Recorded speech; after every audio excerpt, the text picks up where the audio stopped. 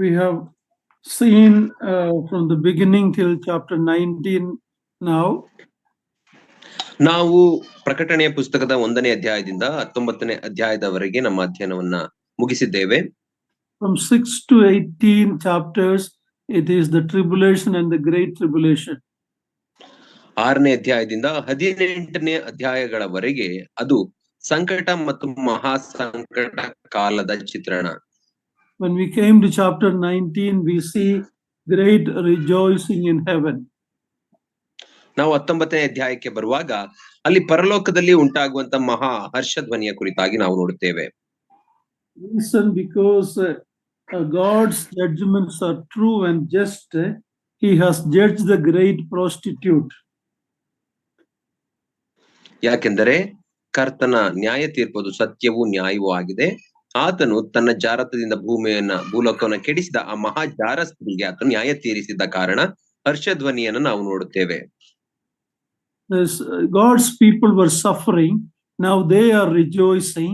The people who rule the world under Antichrist, the false system, then they are punished. So there's great joy for God's people who are suffering for the Lord. ಆ ಕ್ರಿಸ್ತ ವಿರೋಧಿಯು ಆತನು ಭೂಮಿಯನ್ನು ಆಳುವಾಗ ದೇವ ಜನರು ಅವರು ಅಳುತ್ತಿದ್ದರು ಮತ್ತು ಸಂಕಟ ಪಡುತ್ತಾ ಇದ್ದರು ಎಂಬುದಾಗಿ ನಾವು ನೋಡುತ್ತೇವೆ. ಆದರೆ ಈಗ ದೇವರು ಕ್ರಿಸ್ತ ವಿರೋಧಿಗೆ ಮತ್ತು ಆತನ ಜೊತೆಯವರಿಗೆ ಮತ್ತು ಬಾಬೆಲ್ ನಗರಿಗೆ ಆತನು ನ್ಯಾಯ ತೀರ್ಪನ್ನು ಮಾಡುವಾಗ ದೇವರ ಮಕ್ಕಳು ಅವರು ಸಂತೋಷಿಸುತ್ತಿದ್ದಾರೆ. Then we saw that the marriage of the Lamb has come. ಮತ್ತು ನಾವು ನೋಡುವಾಗ ಯಜ್ಞದ ಕುರಿಯಾದ ಆತನ ವಿವಾಹವು ಹತ್ತಿರಕ್ಕೆ ಬಂದಿರುವುದನ್ನು ನಾವು ಇಲ್ಲಿ ನೋಡುತ್ತೇವೆ. That is talking about the church believers, the New Testament church believers, the universal church. ಯಜ್ಞದ ಕುರಿಯಾದ ಆತನ ವಿವಾಹ ಅದು ಪರಿಶುದ್ಧ ಕನ್ಯೆಯೊಟ್ಟಿಗೆ ಎಂಬುದಾಗಿ ಹೇಳುವಾಗ ಅದು ಬೇರೆ ಯಾರಲ್ಲ, ಸಭೆ ಅಥವಾ ಸಾರ್ವತ್ರಿಕ ಕ್ರಿಸ್ತಿಯ ಸಭೆಯಲ್ಲಿರುವಂತಹ ಎಲ್ಲಾ ವಿಶ್ವಾಸಿಗಳನ್ನ ಒಳಗೊಂಡಿರುವಂತಹ ಆ ಗುಂಪಿಗೆ ಆ ಪರಿಶುದ್ಧ ಸ್ತ್ರೀ ಎಂಬುದಾಗಿ, ಪರಿಶುದ್ಧ ಕನ್ಯೆ ಎಂಬುದಾಗಿ ನಾವು ಕರೆಯುತ್ತೇವೆ. The Old Testament Israel was the wife of Jehovah, but that wife became an unfaithful wife. ಹಳೆಯ ಒಡಂಬಡಿಕೆಯ ಇಸ್ರಾಯೇಲ್ ಜನಾಂಗವು ಅಥವಾ ಇಸ್ರಾಯೇಲ್ ಜನಾಂಗವು ಅದು ಯೆಹೋವ ದೇವರ ಪತ್ನಿ ಎಂಬುದಾಗಿ ಕರೆಸಿಕೊಂಡಿತ್ತು. ಆದರೆ ಆ ಇಸ್ರಾಯೇಲ್ ಜನಾಂಗವು ಅವರು ಮಾಡಿದಂತಹ ಪಾಪದಿಂದ ಯೆಹೋವ ದೇವರಿಗೆ ಅಥವಾ ತನ್ನ ಪತಿಗೆ ಪತಿದ್ರೋಹವನ್ನ ಮಾಡಿದ್ದಾಳೆ ಎಂಬುದಾಗಿ ನಾವು ನೋಡುತ್ತೇವೆ. God has put her away for a short time and one day he will take her back. ದೇವರು ಸ್ವಲ್ಪ ಕಾಲದ ಮಟ್ಟಿಗೆ, ಅಲ್ಪ ಕಾಲದವರೆಗೆ ಆಕೆಯನ್ನ ಆತನು ದೂರ ತಳ್ಳಿ ಬಿಟ್ಟಿದ್ದನು, ಇಸ್ರಾಯೇಲ್ ಎಂಬ ತನ್ನ ಪತ್ನಿಯನ್ನ. ಆದರೆ ನಂತರ ಮತ್ತೆ ಆಕೆಯನ್ನ ಸೇರಿಸಿಕೊಳ್ಳುತ್ತಾನೆ. But the New Testament church is called the virgin, the bride of Christ, and we are supposed to be faithful so that we don't do what the Israel has done. ಆದರೆ ಹೊಸ ಒಡಂಬಡಿಕೆಯ ಸಭೆಯನ್ನ ಕ್ರಿಸ್ತನ ಮೊದಲಗಿತ್ತಿ ಅಥವಾ ಕ್ರಿಸ್ತನ ಪರಿಶುದ್ಧ ಕನ್ಯೆ ಎಂಬುದಾಗಿ ನಾವು ಕರೆಯುತ್ತೇವೆ. ಯಾಕಂದ್ರೆ ನಾವು ಆತನ ಕನ್ಯೆ ಆಗಿರುವ ಕಾರಣ ನಾವು ಆತನ ವಾಕ್ಯಗಳನ್ನ ಕೈಕೊಂಡು ನಡೆಯಬೇಕು. He is just and faithful. We need to be faithful to our bridegroom. ಆತನು ನಂಬಿಗಸ್ತನಾಗಿದ್ದಾನೆ, ನಾವು ಸಹ ಅದೇ ರೀತಿ ಆತನಿಗೆ ನಂಬಿಗಸ್ತರಾಗಿರಬೇಕು. So the marriage is come, it will happen in heaven. Then we saw the marriage supper. ಮತ್ತು ಆ ವಿವಾಹವು ಪರಲೋಕದಲ್ಲಿ ನೆರವೇರುವಂತದ್ದಾಗಿರುತ್ತದೆ. ಅದಾದ ನಂತರ ಆ ವಿವಾಹ ಔತಣವನ್ನು ಸಹ ನಾವು ನೋಡಿದೆವು. And that marriage supper will be on earth during the 1000-year reign. There will be invitees to that marriage supper. ಆ ಒಂದು ವಿವಾಹ ಔತಣವು ಅದು 1000 ವರ್ಷಗಳ ಕ್ರಿಸ್ತನ ಆಳ್ವಿಕೆಯ ಸಮಯದಲ್ಲಿ ಭೂಲೋಕದಲ್ಲಿ ನಡೆಯುವಂತದ್ದಾಗಿರುತ್ತದೆ. ಮತ್ತು ಆ ವಿವಾಹ ಔತಣಕ್ಕೆ ಅನೇಕ ಜನರು ಆಮಂತ್ರಿತರಾಗಿರುತ್ತಾರೆ. That we understand the Old Testament believers. ಆಮಂತ್ರಿತರು ಯಾರು ಎಂಬುದಾಗಿ ನಾವು ನೋಡುವಾಗ ಹಳೆಯ ಒಡಂಬಡಿಕೆಯ ವಿಶ್ವಾಸಿಗಳು. And the believers during the tribulation time who were martyred and resurrected. ಮತ್ತು ಆ ಸಂಕಟ ಕಾಲದಲ್ಲಿ, ಮಹಾ ಸಂಕಟ ಕಾಲದಲ್ಲಿ ಹಿಂಸೆಯನ್ನ ಅನುಭವಿಸಿ ರಕ್ತ ಸಾಕ್ಷಿಗಳಾದಂತಹ ವಿಶ್ವಾಸಿಗಳು ಅವರು ಪುನರುತ್ಥಾನ ಹೊಂದಿರುತ್ತಾರೆ, ಅವರು ಆಮಂತ್ರಿತರಾಗಿರುತ್ತಾರೆ. Then the Israel which is restored, they will be there. The Gentiles who believed in the Lord during the tribulation, all these God's people will be the invitees to the marriage supper. ಮತ್ತು ಇಸ್ರಾಯೇಲ್ ಜನಾಂಗವನ್ನು ಸಹ ದೇವರು ಆ ವಿವಾಹದ ಔತಣಕ್ಕೆ ಇರುತ್ತಾನೆ ಮತ್ತು ಆ ಮಹಾಸಂಕಟ ಕಾಲದಲ್ಲಿ ರಕ್ಷಣೆ ಹೊಂದಿದಂತಹ ಅನ್ಯ ಜನರಿಂದ ವಿಶ್ವಾಸಿಗಳಾದಂತವರನ್ನು ಸಹ ಆ ಯಜ್ಞದ ಕುರಿಯಾದ ಆತನ ವಿವಾಹ ಔತಣಕ್ಕೆ ಆಮಂತ್ರಿಸಲಾಗಿರುತ್ತದೆ. In chapter 19, 9 and 10, we saw when John was revealed all these wonderful things by the angel, he was tempted to fall before him and worship him. 19ನೇ ಅಧ್ಯಾಯದ 10ನೇ ವಚನಕ್ಕೆ ನಾವು ಬರುವಾಗ, ಇದೆಲ್ಲವನ್ನ ದೇವದೂತನು ಯೋಹಾನನಿಗೆ ತೋರಿಸುವಾಗ ಆತನು ಸತ್ತವನ ಹಾಗೆ ಆತನಿಗೆ ನಮಸ್ಕರಿಸಲಿಕ್ಕಾಗಿ ಆತನ ಪಾದಗಳಿಗೆ, ದೇವದೂತನ ಪಾದಗಳಿಗೆ ಬೀಳುವುದನ್ನು ನಾವು ನೋಡುತ್ತೇವೆ 19ನೇ ಅಧ್ಯಾಯದ 10ನೇ ವಚನದಲ್ಲಿ. The angel is rebuking or correcting John the beloved, saying that don't do that. I am a fellow servant like you. ಆದರೆ ಆ ದೇವದೂತನು ಯೋಹಾನನ್ನ ಸರಿಪಡಿಸುವವನಾಗಿ, ನನಗೆ ಅಡ್ಡ ಬೀಳಬೇಡ, ನೋಡು, ನಾನು ನಿನಗೂ ನಿನ್ನ ಹಾಗೆ ಸಹೋದರರಿಗೂ ನಿನ್ನ ಸಹೋದರರಿಗೂ ಜೊತೆ ದಾಸನಾಗಿದ್ದೇನೆ ಎಂಬುದಾಗಿ ಹೇಳುತ್ತಾನೆ. ದೇವರಿಗೆ ಮಾತ್ರ ನಮಸ್ಕಾರ ಮಾಡು ಅನ್ನುತ್ತಾನೆ. Then he said, worship God. ದೇವರಿಗೆ ನಮಸ್ಕಾರ ಮಾಡು ಅಂದನು. God. And when Thomas fell down before the Lord Jesus Christ, Jesus didn't say don't do that. So we know that Jesus Christ is God. He didn't rebuke Thomas the disciple when he fell down and said, my God and my Lord. ಯೇಸು ಕ್ರಿಸ್ತನು ತನಗೆ ಅಡ್ಡ ಬಿದ್ದಂತಹ ತನ್ನ ಶಿಷ್ಯನಾದಂತಹ ತೋಮನನ್ನ ಗದರಿಸಿ ನನಗೆ ಅಡ್ಡ ಬೀಳಬೇಡ ಎಂಬುದಾಗಿ ಹೇಳಲಿಲ್ಲ. ಬದಲಾಗಿ ತೋಮನು ಯೇಸು ಕ್ರಿಸ್ತನನ್ನ ಕಣ್ಣಾರೆ ಕಾಣುವಾಗ ಪುನರುತ್ಥಾನವಾದ ಯೇಸು ಕ್ರಿಸ್ತನನ್ನ ನನ್ನ ಕರ್ತನು, ನನ್ನ ಸ್ವಾಮಿ ಎಂಬುದಾಗಿ ಕರೆಯುವುದನ್ನು ನಾವು ನೋಡುತ್ತೇವೆ. So that shows that Jesus Christ is God. ಅದು ನಮಗೆ ಯೇಸು ಕ್ರಿಸ್ತನು ದೇವರಾಗಿದ್ದಾನೆ ಎಂಬುದನ್ನು ನಮಗೆ ತೋರಿಸುತ್ತದೆ. And then verse 11 we saw a white horse coming and the one who is sitting on it, who is faithful and true. Verse 11. 11ನೇ ವಚನಕ್ಕೆ ನಾವು ಬರುವಾಗ, ಪ್ರಕಟಣೆ 19ನೇ ಅಧ್ಯಾಯ 11ನೇ ವಚನದಲ್ಲಿ, ಪರಲೋಕವು ತೆರೆದಿರುವುದನ್ನು ನಾನು ಕಂಡೆನು, ಆಗ ಇಗೋ ಬಿಳಿ ಕುದುರೆಯು ನನಗೆ ಕಾಣಿಸಿತು, ಅದರ ಮೇಲೆ ಕೂತಿದ್ದವನಿಗೆ ನಂಬಿಗಸ್ತನು ಸತ್ಯವಂತನು ಎಂದು ಹೆಸರು ಎಂಬುದಾಗಿ ನಾವು ನೋಡಿದೆವು. Where did he come from? ಆತನು ಎಲ್ಲಿಂದ ಬಂದನು? It says heaven opened and he came from heaven. ಪರಲೋಕವು ತೆರೆಯಿತು ಮತ್ತು ಆತನು ಪರಲೋಕದಿಂದ ಬಂದನು. In chapter 6 verse 2 we saw a white horse, but he didn't come from heaven. That's the Antichrist. ಅದೇ ರೀತಿಯಲ್ಲಿ ಪ್ರಕಟಣೆ 6ನೇ ಅಧ್ಯಾಯದ 2ನೇ ವಚನದಲ್ಲಿ ನಾವು ಒಂದು ಬಿಳಿ ಕುದುರೆಯನ್ನ ನಾವು ನೋಡಿದೆವು. ಅದರ ಮೇಲೆ ಕೂತಿದ್ದ ಆತನು ಕ್ರಿಸ್ತ ವಿರೋಧಿ, ಆತನು ಕ್ರಿಸ್ತನಲ್ಲ. He didn't come from heaven. He came from the sea. He came from the world. He's a worldly dictator, ruler. ಆತನು ಪರಲೋಕದಿಂದ ಬರಲಿಲ್ಲ, ಬದಲಾಗಿ ಸಮುದ್ರದಿಂದ ಅಥವಾ ಲೋಕದಿಂದ ಬಂದನು. ಆತನು ಸರ್ವಾಧಿಕಾರಿ, ಲೋಕವನ್ನ ಆಳುವಂತಹ ಸರ್ವಾಧಿಕಾರಿಯಾಗಿದ್ದಾನೆ. When you look at the devil Satan, he was fallen from heaven. He was an anointed cherub who was cast out from heaven. ಮತ್ತು ಸೈತಾನನ ಕುರಿತಾಗಿ ನಾವು ನೋಡುವಾಗ, ಸೈತಾನನು ಸಹ ಪರಲೋಕದಿಂದ ದೊಬ್ಬಲ್ಪಟ್ಟಂತಹ ದೇವರಿಗೆ ನೆರಳು ಕೊಡುವ ಕೆರೂಬಿ ಆಗಿದ್ದನು. ಆತನು ಸಹ ಪರಲೋಕದಿಂದ ದೊಬ್ಬಲ್ಪಟ್ಟವನೇ. Jesus Christ is the one who came from heaven, sent from the Father to deliver sinners. So he is the only one who came from heaven, and he went back to heaven. He is coming back from heaven. ಆದ್ರೆ ನಮ್ಮ ಕರ್ತನಾಂತ ಯೇಸು ಕ್ರಿಸ್ತನನ್ನ ನಾವು ನೋಡುವಾಗ, ತಂದೆಯಿಂದ ಕಳುಹಿಸಲ್ಪಟ್ಟು ಪರಲೋಕದಿಂದ ಬಂದ ಆತನೊಬ್ಬನು ಮಾತ್ರ, ಆತನೇ ನಮ್ಮ ರಕ್ಷಕನು, ನಮ್ಮ ಪಾಪ ವಿಮೋಚನೆಗಾಗಿ ಭೂಲೋಕಕ್ಕೆ ಬಂದನು ಮತ್ತು ಮತ್ತೆ ಈಗ ಪರಲೋಕದಲ್ಲಿದ್ದಾನೆ. ಆತನೇ ಪರಲೋಕದಿಂದ ಬಂದಂತಹ ರಕ್ಷಕನು. He is faithful and true. ಆತನ ಕುರಿತಾಗಿ ನಾವು ನೋಡುವಾಗ ಆತನು ನಂಬಿಗಸ್ತನು ಸತ್ಯವಂತನು. The other one is a duplicate one. He's not true. He's not faithful. He's a false leader. So this is the one who came from heaven, who is faithful and true. ಇನ್ನೊಂದು ಬಿಳಿಯ ಕುದುರೆ ಮೇಲೆ ಬಂದಾತನು ಆತನು ನಿಜವಾದವನಲ್ಲ, ಆತನು ನಕಲಿ ಮತ್ತು ಆತನು ಸತ್ಯವಂತನಲ್ಲ, ಆತನು ಅಸತ್ಯವಾಡುವಾತನು, ಆತನು ಪರಲೋಕದಿಂದ ಬರಲಿಲ್ಲ. But this one who came from heaven, he comes to make war. ಆದರೆ ಇಲ್ಲಿ ನಾವು ನೋಡುವಾಗ 11ನೇ ವಚನದಲ್ಲಿ ಪರಲೋಕದಿಂದ ಬಂದಂತ ಬಿಳಿಯ ಕುದುರೆ ಮೇಲೆ ಕೂತಿದ್ದಾತನು ಆತನು ಯುದ್ಧ ಮಾಡಲಿಕ್ಕೆ ಬಂದಿದ್ದಾನೆ. In other words, he is coming as judge of the earth.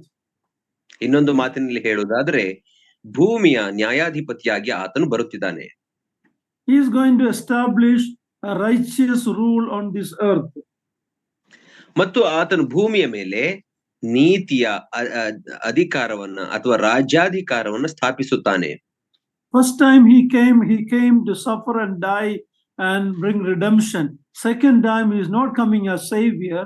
He is coming, of course, he is coming as savior for his people when he comes in the rapture to deliver us from this feeble body and give us a glorified body.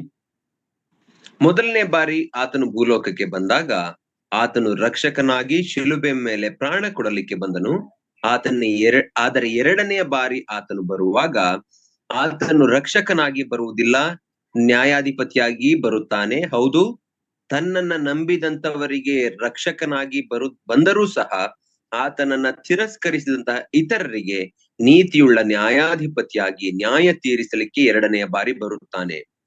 But when he come before that in rapture, he is coming to save us. In other words, to bring salvation to our body. ಮತ್ತು ಆತನು ಮಧ್ಯಾಕಾಶಕ್ಕೆ ಬರುವಾಗ ಹೌದು, ತನ್ನ ಸಭೆ ಮತ್ತು ವಿಶ್ವಾಸಿಗಳನ್ನು ರಕ್ಷಿಸಲಿಕ್ಕಾಗಿ ಆತನು ಮಧ್ಯಾಕಾಶಕ್ಕೆ ಬರುತ್ತಾನೆ, ರಕ್ಷಣೆ ಮಾಡುತ್ತಾನೆ ಮತ್ತು ನಮ್ಮ ದೇಹಗಳನ್ನು ಸಹ ಪಾಪದಿಂದ ರಕ್ಷಿಸಲಿಕ್ಕೆ ಆತನು ಬರುತ್ತಾನೆ. And his eyes were like flame of fire. Verse 12, his head there are many diadems. 12ನೇ ವಚನದಲ್ಲಿ ಆತನ ಕಣ್ಣುಗಳು ಬೆಂಕಿಯ ಉರಿಯಂತಿವೆ, ಆತನ ತಲೆಯ ಮೇಲೆ ಅನೇಕ ಮುಕುಟಗಳು ಉಂಟು ಎಂಬುದಾಗಿ ನಾವು ನೋಡುತ್ತೇವೆ. And he has a name that no one knows but himself. ಆತನಿಗೆ ಒಂದು ಹೆಸರು ಬರೆದು ಕೊಟ್ಟಿದೆ, ಅದು ಆತನಿಗೆ ಹೊರತು ಮತ್ತಾರಿಗೂ ತಿಳಿಯದು ಎಂದು ನೋಡುತ್ತೇವೆ. Read Matthew 11:27. What we read about the Son and the Father. Matthew 11:27. Naveen, can you read it? ಮತ್ತಾಯ 11ನೇ ಅಧ್ಯಾಯ 27ನೇ ವಚನವನ್ನು ನಾವು ನೋಡೋಣ. ಅಲ್ಲಿ ಏನು ಹೇಳಲ್ಪಟ್ಟಿದೆ ತಂದೆಯಾದ ದೇವರಿಂದ ಎಂಬುದಾಗಿ ನಾವು ನೋಡಿಕೊಳ್ಳೋಣ. ನನ್ನ ತಂದೆಯು ಎಲ್ಲವನ್ನೂ ನನಗೆ ಒಪ್ಪಿಸಿದ್ದಾನೆ. ತಂದೆಯೇ ಹೊರತು ಇನ್ಯಾವನು ಮಗನನ್ನು ತಿಳಿದವನಲ್ಲ, ಮಗನೇ ಹೊರತು ಇನ್ಯಾವನು ತಂದೆಯನ್ನು ತಿಳಿದವನಲ್ಲ, ಮತ್ತು ಮಗನು ತಂದೆಯನ್ನು ಯಾರಿಗೆ ಪ್ರಕಟಿಸುವುದಕ್ಕೆ ಮನಸ್ಸುಳ್ಳವನಾಗಿದ್ದಾನೋ ಅವನು ಆತನನ್ನು ತಿಳಿದವನಾಗಿದ್ದಾನೆ. The Lord Jesus Christ is a person that only the Father knows fully, and the Father is someone that only the Son knows. But we are also given that privilege to know if He has revealed it to us. You and I can say, I know the Lord. I know whom I have believed. What a marvelous privilege it is. ನಮ್ಮ ಕರ್ತನ ಅಂತ ಯೇಸು ಕ್ರಿಸ್ತನ ಕುರಿತಾಗಿ ನಾವು ನೋಡುವಾಗ ತಂದೆಯಾದ ದೇವರು ಮಾತ್ರ ಆತನನ್ನ ಪರಿಪೂರ್ಣವಾಗಿ ತಿಳಿದಿದ್ದಾನೆ. ಅದೇ ರೀತಿ ತಂದೆಯಾದ ದೇವರನ್ನ ನಮ್ಮ ಕರ್ತನಾದಂತ ಯೇಸು ಕ್ರಿಸ್ತನು ಮಾತ್ರ ಪರಿಪೂರ್ಣವಾಗಿ ತಿಳಿದಿದ್ದಾನೆ. ಆದರೆ ವಿಶ್ವಾಸಿಗಳಾದಂತ ನಮಗೆ ಆತನು ಎಂತಹ ಸೌಭಾಗ್ಯವನ್ನ ಅವಕಾಶವನ್ನ ಕೊಟ್ಟಿದ್ದಾನೆ ನೋಡಿರಿ. ನಾವು ಸಹ ನಂಬಿಕೆಯಿಂದ ಹೇಳಬಹುದು, ನನ್ನ ಕರ್ತನನ್ನ ನಾನು ತಿಳಿದಿದ್ದೇನೆ ಎಂಬುದಾಗಿ. Of course, we don't know him fully. We have to keep on learning him. Grow in the grace and knowledge of the Lord, we are told in 2 Peter. ಹೌದು, ನಾವು ಆತನನ್ನ ಪರಿಪೂರ್ಣವಾಗಿ ತಿಳಿದಿಲ್ಲ. ಆತನನ್ನ ನಮ್ಮ ಜೀವನ ಪರ್ಯಂತರಕ್ಕೂ ನಾವು ತಿಳಿಯುತ್ತಲೇ ಇರುತ್ತೇವೆ. ನಾವು 2ನೇ ಪೇತ್ರನ ಪತ್ರಿಕೆಯಲ್ಲಿ ನಾವು ಹೇಳುವಾಗ ನನ್ನ ಕರ್ತನನ್ನ ತಿಳಿದುಕೊಳ್ಳಬೇಕೆಂಬ ಆಸೆಯೇ ನಮ್ಮೆಲ್ಲರಲ್ಲಿ ಇರಬೇಕು. ಕೃಪೆಯಲ್ಲಿಯೂ ಜ್ಞಾನದಲ್ಲಿ ಬೆಳೆಯಿರಿ. Grow in the grace and knowledge of the Lord. ಕರ್ತನ ಕೃಪೆಯಲ್ಲಿ ಮತ್ತು ಜ್ಞಾನದಲ್ಲಿ ನಾವೆಲ್ಲರೂ ಬೆಳೆಯಬೇಕು.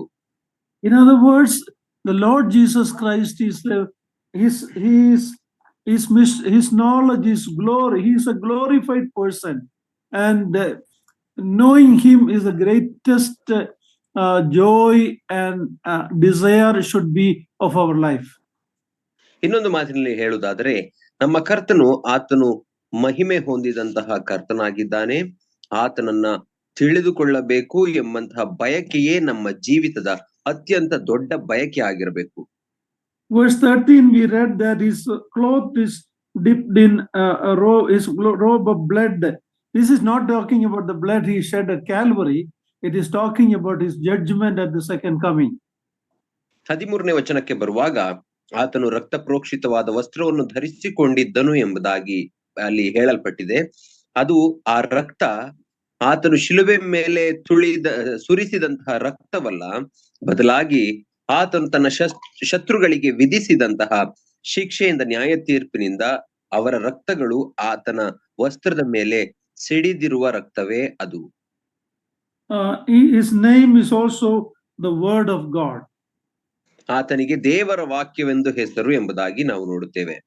We read that in John 1, verse 1, ಆದಿಯಲ್ಲಿ ವಾಕ್ಯವಿತ್ತು, in the beginning was the word. Verse 14, ವಾಕ್ಯವೆಂಬವನು ನರಾವತಾರವಾಗಿ ಬಂದನು. Verse 18, he came full of grace and truth. So we know who this person is, called the word of God. ನಾವು ಯೇಸು ಕ್ರಿಸ್ತನ ಕುರಿತಾಗಿ ನಾವು ನೋಡುವಾಗ, ಯೋಹಾನನ ಸುವಾರ್ತೆ 1ನೇ ಅಧ್ಯಾಯ 1ನೇ ವಚನದಲ್ಲಿ, ಆದಿಯಲ್ಲಿ ವಾಕ್ಯವಿತ್ತು, ಆ ವಾಕ್ಯವು ದೇವರ ಬಳಿಯಲ್ಲಿತ್ತು, ಆ ವಾಕ್ಯವು ದೇವರಾಗಿತ್ತು ಎಂಬುದಾಗಿ ನಾವು ನೋಡುತ್ತೇವೆ. ಅದೇ 14ನೇ ವಚನಕ್ಕೆ ಬರುವಾಗ, ಯೋಹಾನನ ಸುವಾರ್ತೆ 1ನೇ ಅಧ್ಯಾಯ 14ನೇ ವಚನದಲ್ಲಿ, ಆ ವಾಕ್ಯವೆಂಬವನು ನರಾವತಾರ ಎತ್ತಿ ನಮ್ಮ ಮಧ್ಯದಲ್ಲಿ ವಾಸಿಸಿದನು ಎಂಬುದಾಗಿ ನಾವು ನೋಡುತ್ತೇವೆ. 18ನೆಯ ವಚನಕ್ಕೆ ಬರುವಾಗ, ಆತನು ಕೃಪೆಯಲ್ಲಿಯೂ ಸತ್ಯತೆಯಲ್ಲಿಯೂ ಬೆಳೆದನು ಎಂಬುದಾಗಿ ನಾವು ನೋಡುತ್ತೇವೆ. And verse 14 says, the armies of heaven, arrayed in fine linen, white and pure, were following him on white horses. ಪ್ರಕಟಣೆ 19:14ನೇ ವಚನದಲ್ಲಿ, ಪರಲೋಕದಲ್ಲಿರುವ ಸೈನ್ಯದವರು ಶುಭ್ರವಾಗಿಯೂ ನಿರ್ಮಲವಾಗಿಯೂ ಇರುವ ನಯವಾದ ನಾರು ಮಡಿಯನ್ನು ಧರಿಸಿಕೊಂಡು ಬಿಳಿ ಕುದುರೆಗಳ ಮೇಲೆ ಹತ್ತಿದವರಾಗಿ ಆತನ ಹಿಂದೆ ಬರುತ್ತಿದ್ದರು ಎಂಬುದಾಗಿ ನಾವು ನೋಡುತ್ತೇವೆ. He is coming to make war with the enemies of God. ಆತನು ಯುದ್ಧ ಮಾಡಲಿಕ್ಕಾಗಿ, ದೇವರ ಶತ್ರುಗಳೊಡನೆ ಯುದ್ಧ ಮಾಡಲಿಕ್ಕಾಗಿ ಬರುತ್ತಿದ್ದಾನೆ.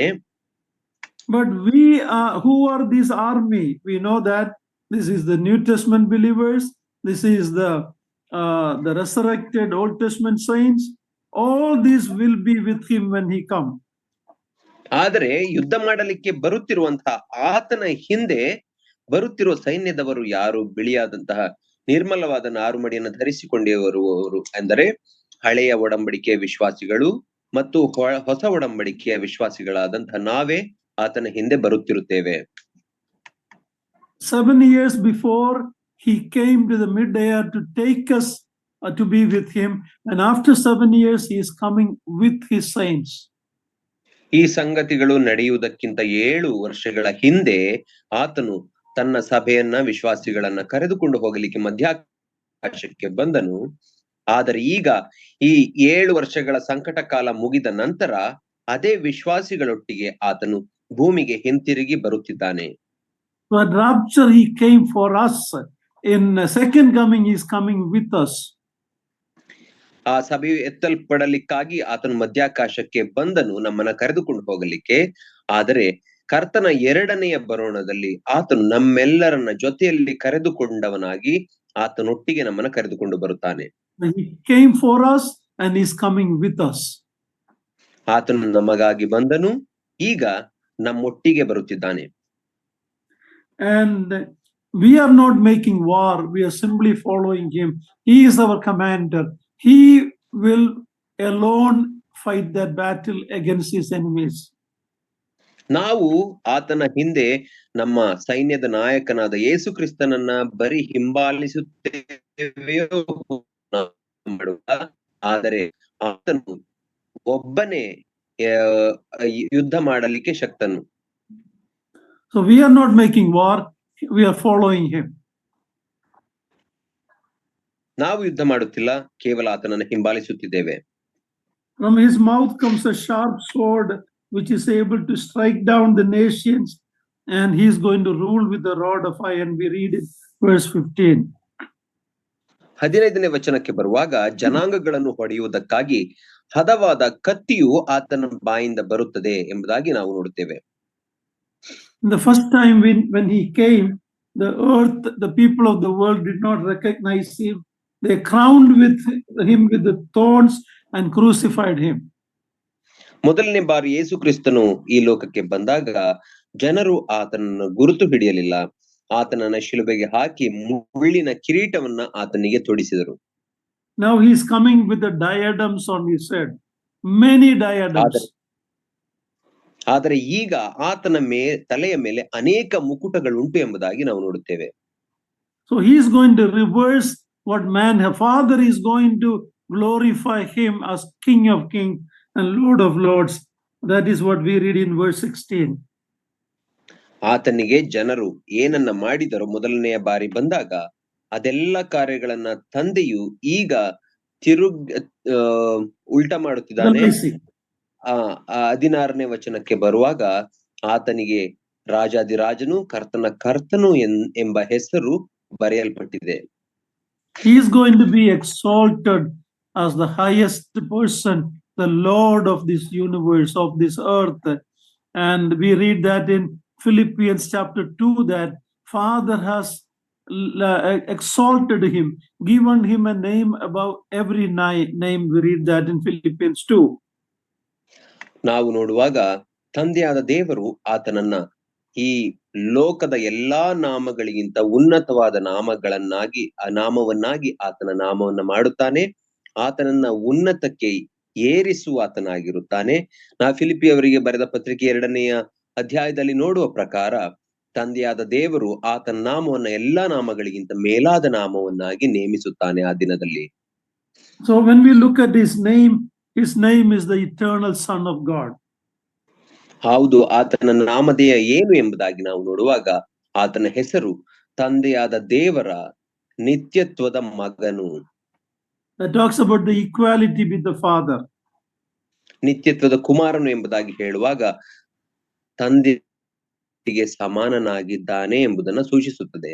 In his incarnation he became word, and now the word became flesh. ಆತನು ನರಾವತಾರವೆತ್ತಿ ಬಂದಾಗ ಆತನು ವಾಕ್ಯವೆಂಬವನು ನರಾವತಾರವೆತ್ತಿ ಬಂದನು. That is his name, word. ಅದೇ ಆತನ ಹೆಸರು ಏನೆಂದರೆ ದೇವರ ವಾಕ್ಯವೆಂಬುದು ಆತನ ಹೆಸರು. But in his second coming, he is coming to reign, so he is the King of Kings and the Lord of Lords. ಆದರೆ 2ನೇ ಬಾರಿ ಆತನು ಬರುವಾಗ ಆತನು ರಾಜಾದಿರಾಜನು ಕರ್ತರ ಕರ್ತನು ಆಗಿ ಅಧಿಕಾರ ಮಾಡಲಿಕ್ಕೆ, ರಾಜ್ಯಾಧಿಕಾರವನ್ನು ಮಾಡಲಿಕ್ಕಾಗಿ ಬರುತ್ತಾನೆ, ಆಳಲಿಕ್ಕಾಗಿ ಬರುತ್ತಾನೆ.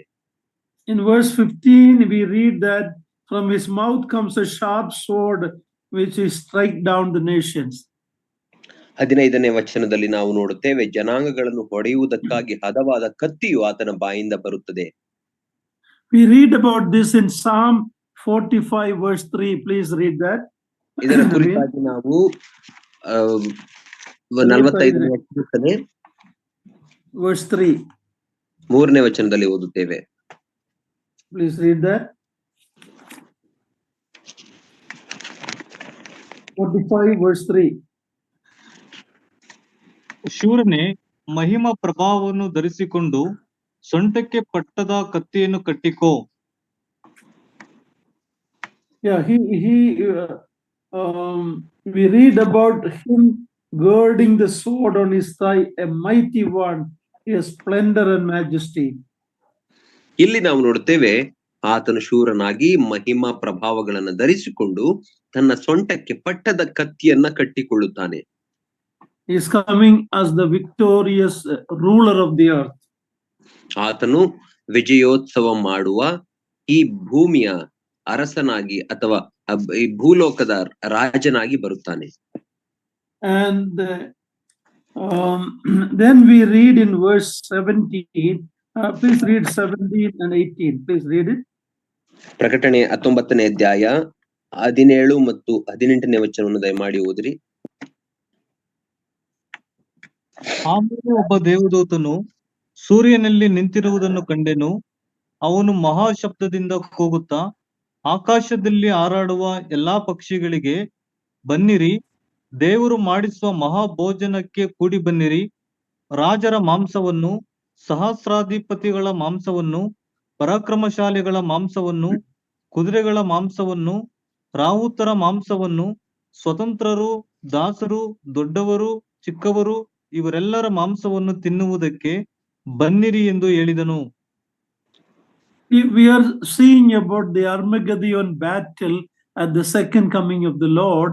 In graphic terms, we are told how terrible a slaughter is going to happen to the wicked people who rejected the Lord Jesus Christ at the end of the tribulation. ಈ ವಚನ ಭಾಗಗಳಲ್ಲಿ ನಾವು ಯೇಸು ಕ್ರಿಸ್ತನು ಎರಡನೇ ಸಾರಿ ಭೂಲೋಕಕ್ಕೆ ಬರುವಾಗ ನಡೆಯುವಂತಹ ಆ ಹರ್ಮಗೆದೋನ್ ಯುದ್ಧದ ಕುರಿತಾಗಿ ನಾವು ನೋಡುತ್ತೇವೆ.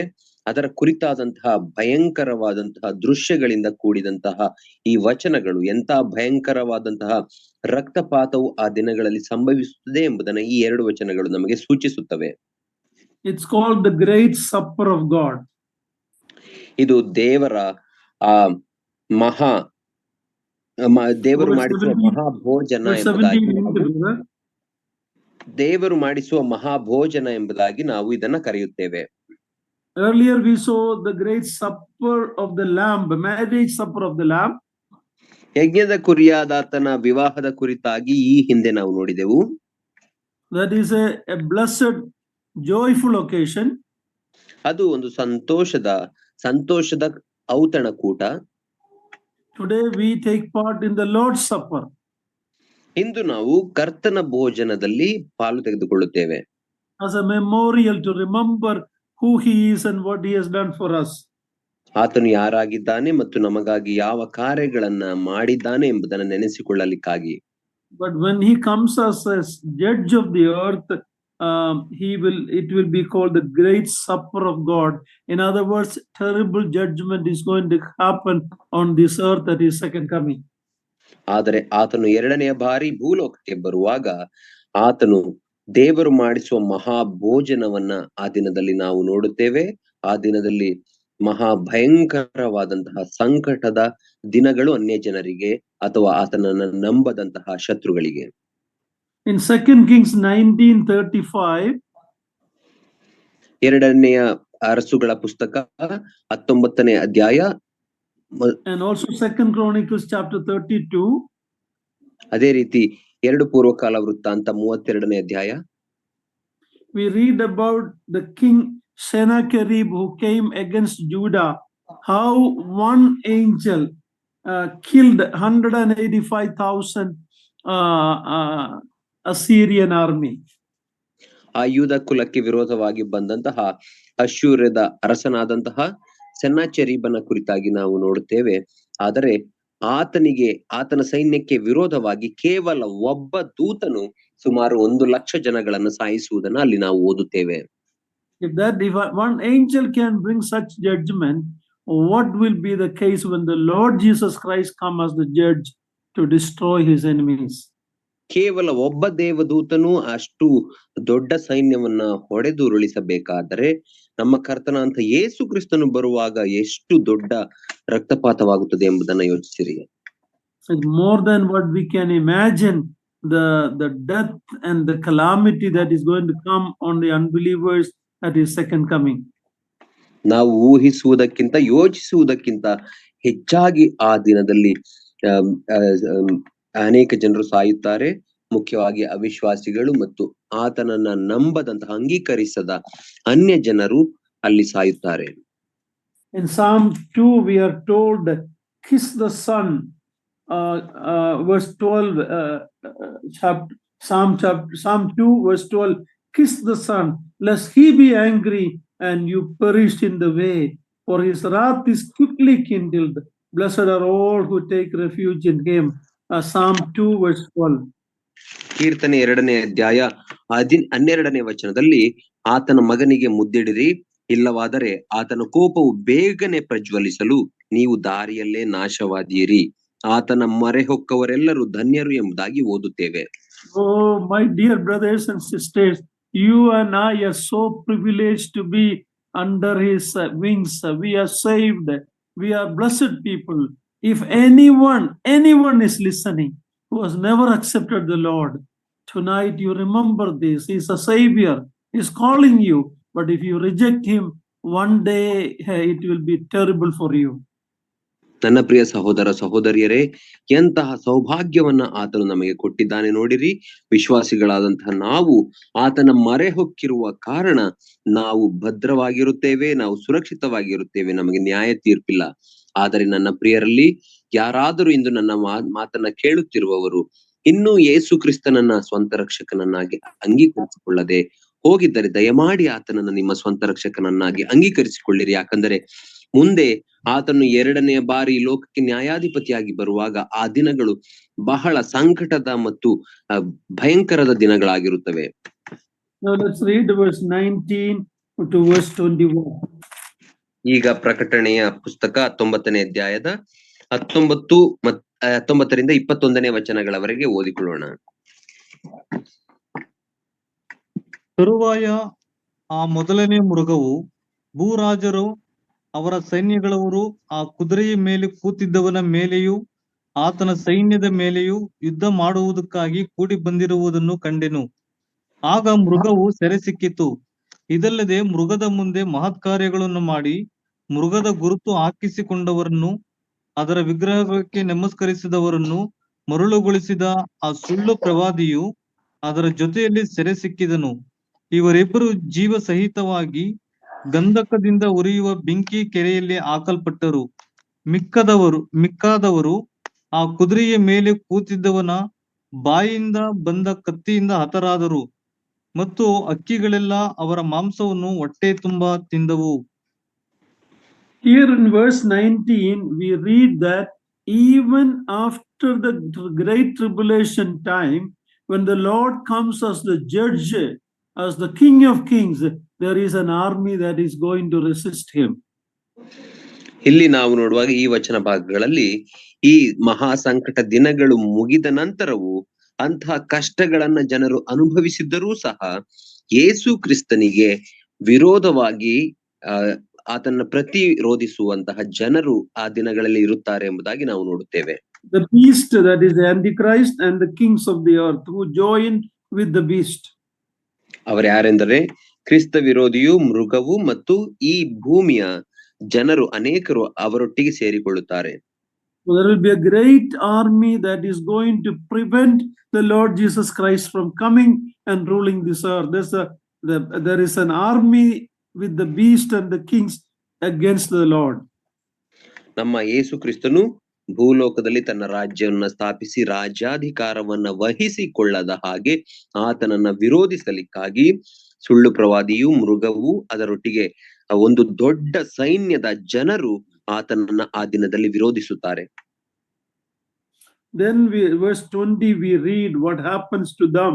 The beast was captured, and the false prophet and those who had done signs are deceiving ones, and they are thrown into the lake of fire alive. ಆದರೆ 20ನೇ ವಚನಕ್ಕೆ ನಾವು ಬರುವಾಗ ಅವರ ಗತಿ ಏನಾಯಿತು ಎಂಬುದನ್ನು ನಾವು ನೋಡುತ್ತೇವೆ. ಆಗ ಮೃಗವು ಸೆರೆ ಸಿಕ್ಕಿತು. ಇದಲ್ಲದೆ ಮೃಗದ ಮುಂದೆ ಮಹತ್ಕಾರ್ಯಗಳನ್ನು ಮಾಡಿದ ಮೃಗದ ಗುರುತು ಹಾಕಿಸಿಕೊಂಡವರನ್ನು ಅದರ ವಿಗ್ರಹಕ್ಕೆ ನಮಸ್ಕರಿಸಿದವರನ್ನು ಮರಳುಗೊಳಿಸಿದ ಆ ಸುಳ್ಳು ಪ್ರವಾದಿಯು ಅದರ ಜೊತೆಯಲ್ಲಿ ಸೆರೆ ಸಿಕ್ಕಿದನು.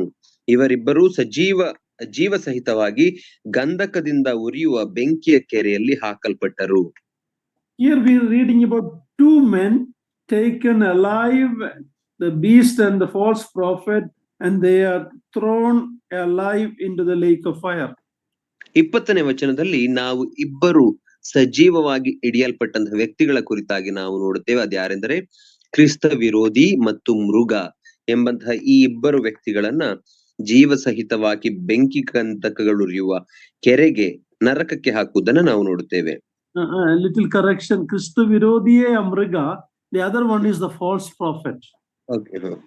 ಆ ಕ್ರಿಸ್ತ ವಿರೋಧಿ ಅಥವಾ ಮೃಗ ಮತ್ತು ಸುಳ್ಳು ಪ್ರವಾದಿಯನ್ನ ಸಜೀವವಾಗಿ ಬೆಂಕಿ ಗಂಧಕಗಳುರಿಯುವ ಕೆರೆಗೆ ಹಾಕಿದರು.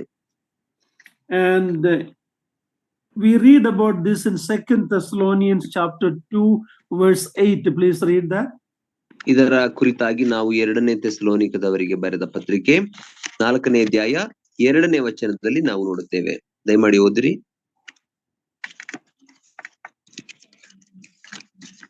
Brother, 2:4. 2 Thessalonians 2:8. I'm sorry. ಅವನು ತೆಗೆದು ಬಿಡಲ್ಪಟ್ಟ ಕೂಡಲೇ ಅಧರ್ಮ ಸ್ವರೂಪನು ಕಾಣಬರುವನು. ಅವನನ್ನು ಯೇಸು ಕರ್ತನು ತನ್ನ ಬಾಯ ಉಸಿರಿನಿಂದ ಕೊಲ್ಲುವನು, ತನ್ನ ಪ್ರತ್ಯಕ್ಷತೆಯ ಪ್ರಕಾಶದಿಂದ ಸಂಹರಿಸುವನು. So this incident is written in 2 Thessalonians chapter 2 verse 8. ಈ ಒಂದು ಈಗ ನಾವು ಓದಿಕೊಂಡಂತಹ 20ನೇ ವಚನದಲ್ಲಿ ನಡೆದಿರುವಂತಹ ಘಟನೆಯನ್ನ ನಾವು 2 ಥೆಸಲೋನಿಕದವರಿಗೆ ಬರೆದ ಪತ್ರಿಕೆ 2ನೇ ಅಧ್ಯಾಯ 8ನೇ ವಚನದಲ್ಲಿಯೂ ಸಹ ನಾವು ನೋಡುತ್ತೇವೆ. These two people, one is a civil leader of the world system against God, and the false prophet is the religious leader. ನಾವು ಇಲ್ಲಿ ನೋಡುವಾಗ ಇಬ್ಬರು ವ್ಯಕ್ತಿಗಳ ಕುರಿತಾಗಿ ನಾವು ನೋಡುತ್ತೇವೆ. ಒಬ್ಬ ವ್ಯಕ್ತಿಯು ಆತನು ನಾಗರಿಕರ ಮೇಲೆ ಅಧಿಕಾರ ನಡೆಸುವಂತಹ ಒಬ್ಬ ವ್ಯಕ್ತಿಯಾಗಿದ್ದಾನೆ. ಆತನು ಕ್ರಿಸ್ತ ವಿರೋಧಿ, ಸುಳ್ಳು ಪ್ರವಾದಿ ಎಂಬುದಾಗಿ ಹೇಳುವಾಗ ಆತನು ಈ ಲೋಕದ ಧಾರ್ಮಿಕ ನಾಯಕನು ಆಗಿರುತ್ತಾನೆ. In the Old Testament, we read about two men taken alive to heaven without dying. ಮತ್ತು ಹಳೆಯ ಒಡಂಬಡಿಕೆಯಲ್ಲಿಯೂ ಸಹ ನಾವು ಇಬ್ಬರು ಜೀವ ಸಹಿತವಾಗಿ ಮರಣವನ್ನ ನೋಡದೆ ಪರಲೋಕಕ್ಕೆ ಒಯ್ಯಲ್ಪಟ್ಟಂತಹ ಇಬ್ಬರು ವ್ಯಕ್ತಿಗಳ ಕುರಿತಾಗಿ ನಾವು ನೋಡುತ್ತೇವೆ. You know who are they? Enoch and Elijah. ನಿಮಗೆ ಅದ್ಯಾರು ಎಂಬುದಾಗಿ ಗೊತ್ತು, ಹನೋಕ ಮತ್ತು ಎಲಿಯನು. Here two men are cast into hell alive without undergoing physical death. ಅದೇ ರೀತಿಯಲ್ಲಿ ಇಲ್ಲೂ ಇಬ್ಬರು ವ್ಯಕ್ತಿಗಳನ್ನ ನಾವು ನೋಡುತ್ತೇವೆ. ಇವರು ಸಹ ಜೀವ ಸಹಿತವಾಗಿ ಮರಣವನ್ನ ಕಾಣದೆ ನರಕಕ್ಕೆ ಹೋದರು ಎಂಬುದಾಗಿ ನಾವು ನೋಡುತ್ತೇವೆ. So two Old Testament, two men without dying taken to heaven. Here two men without dying alive cast into the lake of fire. ಹಳೆಯ ಒಡಂಬಡಿಕೆಯಲ್ಲಿ ಮರಣವನ್ನ ಕಾಣದೆ ಪರಲೋಕವನ್ನ ಪ್ರವೇಶಿಸಿದ ಇಬ್ಬರು ವ್ಯಕ್ತಿಗಳ ಕುರಿತಾಗಿ ನಾವು ನೋಡುತ್ತೇವೆ. ಆದರೆ ಇಲ್ಲಿ ಪ್ರಕಟಣೆಯ ಪುಸ್ತಕದಲ್ಲಿ ಮರಣವನ್ನ ಕಾಣದೆ ನೇರವಾಗಿ ನರಕಕ್ಕೆ ಹೋದಂತಹ ಈ ಇಬ್ಬರು ವ್ಯಕ್ತಿಗಳನ್ನು ಸಹ ನಾವು ನೋಡುತ್ತೇವೆ. This is their doom. Their doom is a warning to all who turn away from the one who speaks from heaven. ಅವರ ನಾಶನವು ನಮ್ಮೆಲ್ಲರಿಗೂ ಎಚ್ಚರಿಕೆಯಾಗಿ ಬರೆಯಲ್ಪಟ್ಟಿದೆ. ಯಾಕಂದರೆ ನಮ್ಮನ್ನ ಪರಲೋಕಕ್ಕೆ ಸೇರಿಸುವಂತಹ ಅಥವಾ ರಕ್ಷಣೆ ಮಾಡುವಂತಹ ಕರ್ತನಿಗೆ ವಿರೋಧವಾಗಿ ಮಾತಾಡುವವರೆಲ್ಲರಿಗೂ, ಆತನ ವಿರುದ್ಧವಾಗಿ ಕಾರ್ಯ ಮಾಡುವವರೆಲ್ಲರಿಗೂ ಇದು ಎಚ್ಚರಿಕೆಯ ಮಾತುಗಳಾಗಿ ಬರೆಯಲ್ಪಟ್ಟಿವೆ. Looks like they are the first occupants to the lake of fire. ಆ ಬೆಂಕಿ ಗಂಧಕಗಳುರಿಯುವ ಕೆರೆಗೆ ಪ್ರಪ್ರಥಮವಾಗಿ ಹೋದಂತಹ ವ್ಯಕ್ತಿಗಳೇ ಇವರಿರಬಹುದು ಎಂಬುದಾಗಿ ನನಗನಿಸುತ್ತದೆ. And Matthew 25:41, please read that also. At the same time, what will happen to others who joined with the beast, the Antichrist, and took his mark? ಮತ್ತಾಯ 25:41 ವಚನವನ್ನು ಸಹ ದಯಮಾಡಿ ಓದಿರಿ. ಕ್ರಿಸ್ತ ವಿರೋಧಿಯನ್ನ ಮತ್ತು ಮೃಗದ ಗುರುತನ್ನ ಹಾಕಿಸಿಕೊಂಡವರ ಗತಿ ಏನಾಗುತ್ತದೆ ಎಂಬುದನ್ನ ನಾವು ಮತ್ತಾಯ 25:41 ವಚನದಲ್ಲಿ ನಾವು ನೋಡುತ್ತೇವೆ. ಆಮೇಲೆ ಆತನು ಎದೆಗಡೆಯಲ್ಲಿರುವವರಿಗೆ, ಶಾಪಗ್ರಸ್ತರೇ, ನನ್ನನ್ನು ಬಿಟ್ಟು ಪಿಶಾಚನಿಗೂ ಅವನ ದೂತರಿಗೂ ಸಿದ್ಧ ಮಾಡಿರುವ ನಿತ್ಯ ಬೆಂಕಿಯೊಳಕ್ಕೆ ಹೋಗಿರಿ. Yeah, earlier the Lord said to the blessed ones, come inherit the kingdom prepared for you from the beginning. ಈ ವಚನಗಳಿಗಿಂತ ಮುಂಚೆ ನಾವು ಓದುವಾಗ ಅಲ್ಲಿ ತನ್ನ ಬಲಗಡೆಯಲ್ಲಿ ನಿಂತಿದ್ದ ಭಾಗ್ಯವಂತರಿಗೆ ಅಥವಾ ಆಶೀರ್ವದಿತರಿಗೆ ದೇವರು ಹೇಳಿದನು, ಬನ್ನಿರಿ, ನಿಮಗಾಗಿ ಸಿದ್ಧ ಮಾಡಲ್ಪಟ್ಟಿರುವಂತಹ ಪರಲೋಕದ ಭಾಗ್ಯವನ್ನ ಹೊಂದಿರಿ ಎಂಬುದಾಗಿ ಆತನು ಹೇಳುವುದನ್ನು ನಾವು ನೋಡಿದೆವು. So there is a group of people for whom the heaven is prepared. ಹೌದು, ಕೆಲವು ಗುಂಪಿನ ಜನರಿಗೆ ಪರಲೋಕವು ಸಿದ್ಧ ಮಾಡಲ್ಪಟ್ಟಿದೆ. But hell is never prepared for the sinners. It was prepared for devil and his angels. ಆದರೆ ನರಕವು ಪಾಪಿಗಳಿಗಾಗಿ, ಪಾಪಿಗಳಾದಂತ ಮನುಷ್ಯರಿಗಾಗಿ ಸೃಷ್ಟಿಸಲ್ಪಟ್ಟಂತದ್ದಲ್ಲ. ಅದು ಪಿಶಾಚನಿಗೂ ಆತನ ಹಿಂಬಾಲಕರಿಗೂ ದೇವದೂತರಿಗೂ ಅಂದರೆ ಸೈತಾನನ ದೇವದೂತರಿಗೂ ಮಾಡಲ್ಪಟ್ಟಿರುವಂತದ್ದು. The reason why sinners go to the lake of fire, as we will see in chapter 20 later, because they rejected the offer of salvation, the free gift they rejected, and they followed Satan and the Antichrist and the false prophet. ಆದರೆ ಯಾಕೆ ಪಾಪಿಗಳಾದಂತಹ ಮನುಷ್ಯರು ನರಕಕ್ಕೆ ಹೋಗುತ್ತಾರೆ ಎಂಬುದರ ಕಾರಣವನ್ನ ನಾವು ನೋಡುವುದಾದರೆ ಮುಂದೆ 20ನೇ ವಚನದಲ್ಲಿ ಅದರ ಕಾರಣ ನಮಗೆ ಗೊತ್ತಾಗುತ್ತದೆ. ಸೈತಾನನಿಗೂ ಕ್ರಿಸ್ತ ವಿರೋಧಿಗೂ ಸುಳ್ಳು ಪ್ರವಾದಿಗೂ ಮಾಡಲ್ಪಟ್ಟಂತಹ ಈ ನರಕಕ್ಕೆ ಬೆಂಕಿ ಗಂಧಕಗಳು ಇರುವ ಕೆರೆಗೆ ಅವರು ಹೋಗಲಿಕ್ಕೆ ಕಾರಣ ಆ ಸೈತಾನನನ್ನ ಹಿಂಬಾಲಿಸಿದ್ದೇ ಅದಕ್ಕೆ ಕಾರಣ. Every person have a choice, either to go to the kingdom prepared by God for them or choose to be with Satan and his angels. ಪ್ರತಿಯೊಬ್ಬ ವ್ಯಕ್ತಿಗೂ ದೇವರು 2 ಆಯ್ಕೆಗಳನ್ನ ಕೊಟ್ಟಿದ್ದಾನೆ. ಅವರು ಸ್ವೇಚ್ಛೆಯಿಂದ ಈ 2 ಆಯ್ಕೆಗಳಲ್ಲಿ ಯಾವುದನ್ನಾದರೂ ಆಯ್ಕೆ ಮಾಡಿಕೊಳ್ಳಬಹುದು. ಕ್ರಿಸ್ತನನ್ನ ಅಂಗೀಕರಿಸಿಕೊಳ್ಳುವುದರ ಮೂಲಕ ಪರಲೋಕಕ್ಕೆ ಹೋಗುವಂತಹ ಆಯ್ಕೆ, ಸೈತಾನನನ್ನ ಆತನ ಮಾರ್ಗವನ್ನು ಅನುಸರಿಸುವುದರ ಮೂಲಕ ನರಕಕ್ಕೆ ಹೋಗುವ ಆಯ್ಕೆ. No sinner need to go to hell, because God says in Isaiah 1, even if your sin is like scarlet, I will make white as snow. In 2 Peter 3:9 we read, God is not desiring anyone to perish, but they should be saved and they should come to the knowledge of truth. ಯಾವ ಪಾಪಿಯೂ ಸಹ ಆತನು ನರಕಕ್ಕೆ ಹೋಗುವ ಅವಶ್ಯಕತೆ ಇಲ್ಲ. ಯಾಕಂದರೆ ಯೆಶಾಯನ ಪ್ರವಾದನೆ ಗ್ರಂಥ 1ನೇ ಅಧ್ಯಾಯದಲ್ಲಿ ನಾವು ನೋಡುವ ಪ್ರಕಾರ ನಿಮ್ಮ ಪಾಪಗಳು ಅದು ಕಡು ಕೆಂಪಾಗಿದ್ದರೂ ಆತನು ಹಿಮದ ಹಾಗೆ ಬಿಳುಪನ್ನಾಗಿ ಮಾಡುತ್ತಾನೆ. 2 ಪೇತ್ರ 3ನೇ ಅಧ್ಯಾಯ 9ನೇ ವಚನದಲ್ಲಿ ನಾವು ನೋಡುವ ಪ್ರಕಾರ ಆತನು ಯಾವನು ನಾಶವಾಗುವುದರಲ್ಲಿ ಆತನಿಗೆ ಸಂತೋಷವಿಲ್ಲ, ಬದಲಾಗಿ ಎಲ್ಲರೂ ನಿತ್ಯ ಜೀವವನ್ನ ಪಡೆಯಬೇಕು ಎಂಬುದೇ ಆತನ ಆಶೆ ಚಿತ್ತವಾಗಿದೆ. Do you understand the heart of God? He is a loving God. He don't want any sinner to perish. In Ezekiel he says, wicked man, why you die? Repent and turn from your wickedness. God doesn't delight in the death of the wicked.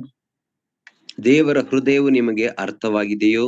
ಆತನು ಯಾರೂ ಸಹ ನಾಶವಾಗಬಾರದು ಎಂಬುದಾಗಿ ಬಯಸುವಂತಹ, ಎಲ್ಲರನ್ನು ಪ್ರೀತಿಸುವಂತಹ ತಂದೆ ಆತನು ಆಗಿದ್ದಾನೆ. ಯೆಹೆಜ್ಕೇಲನ ಪ್ರವಾದನೆ ಗ್ರಂಥ ಪುಸ್ತಕದಲ್ಲಿ ನಾವು ನೋಡುವ ಪ್ರಕಾರ, ಪಾಪಿಯೇ ಯಾಕೆ ನೀನು ನಾಶವಾಗುತ್ತೀವಿ? ಇವು ಪಾಪಿಗಳ ನಾಶನದಲ್ಲಿ ಅಥವಾ ಪಾಪಿಗಳ ಸಾವಿನಲ್ಲಿ ಆತನಿಗೆ ಲೇಷವಾದರೂ ಸಂತೋಷವಿಲ್ಲ ಎಂಬುದಾಗಿ ನಾವು ನೋಡುತ್ತೇವೆ. You cannot have a better person than our God, who loves everyone, even the worst sinner. Jesus Christ gave his life for the worst sinner like me, like all of us. We were sinners. And if anyone is listening, you have never turned to the Lord, understand what doom is waiting for you.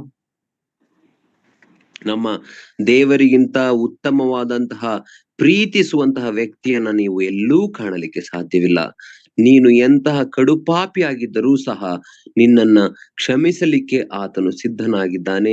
ಆತನ ಬಳಿಗೆ ಬಂದು ನಿನ್ನ ಪಾಪಗಳಿಗೆ ಪಶ್ಚಾತ್ತಾಪ ಪಟ್ಟು ಆತನನ್ನ ಅಂಗೀಕರಿಸಿಕೊಳ್ಳುವುದಾದರೆ, ಆತನು ಕೊಡುವಂತಹ ಪಾಪದ ಕ್ಷಮಾಪಣೆಯನ್ನ ಹೊಂದಿಕೊಳ್ಳುವುದಾದರೆ ನೀನು ನಾಶವಾಗುವಂತಹ ಅವಶ್ಯಕತೆ ಇಲ್ಲ. If you are saved, your part is in the supper, marriage supper of the Lamb. ನೀನು ರಕ್ಷಣೆಯನ್ನು ಹೊಂದುವುದಾದರೆ ನೀನು ಎಲ್ಲಿರುತ್ತಿ ಎಂದರೆ ಯಜ್ಞದ ಕುರಿಯಾದ ತನ್ನ ವಿವಾಹ ಔತಣ ಕೂಟದಲ್ಲಿ ಇರುತ್ತಿ. Well, actually you will be part of the bride. ನಿಜ, ಇನ್ನೊಂದು ಮಾತಿನಲ್ಲಿ ಹೇಳುವುದಾದರೆ ನಾವೆಲ್ಲರೂ ರಕ್ಷಣೆ ಹೊಂದಿದಂತಹ ಪಾಪಿಗಳು. ನಾವು ಆತನ ಪರಿಶುದ್ಧ ಕನ್ಯೆಯ ರೀತಿಯಲ್ಲಿ ನಾವು ಆತನೊಟ್ಟಿಗೆ ವಿವಾಹವಾಗುತ್ತೇವೆ. But if you refuse God's grace and deceived by Satan, you will have part in the great supper of God and an eternity in the lake of fire. ಆದರೆ ನೀವು ದೇವರ ಕೃಪೆಯನ್ನ ತಿರಸ್ಕರಿಸುವುದಾದರೆ ನಿಮ್ಮ ಪಾಲು ಅದು ದೇವರು ಮಾಡಿಸುವಂತಹ ಮಹಾಭೋಜನಕ್ಕೆ ನೀವು ಪಾತ್ರರಾಗಿರುತ್ತೀರಿ. ಅಂದರೆ ದೇವರ ಉಗ್ರಕೋಪದಿಂದ ನೀವು ಅಲ್ಲಿ ನಾಶವಾಗುವಾಗ ನಿಮ್ಮ ಮಾಂಸಗಳನ್ನ ತಿನ್ನಲಿಕ್ಕೆ ಪ್ರಾಣಿಗಳು, ಪಕ್ಷಿಗಳು ಬರುವಂತದ್ದಾಗಿರುತ್ತವೆ. and you will be suffering in the lake of fire forever and ever.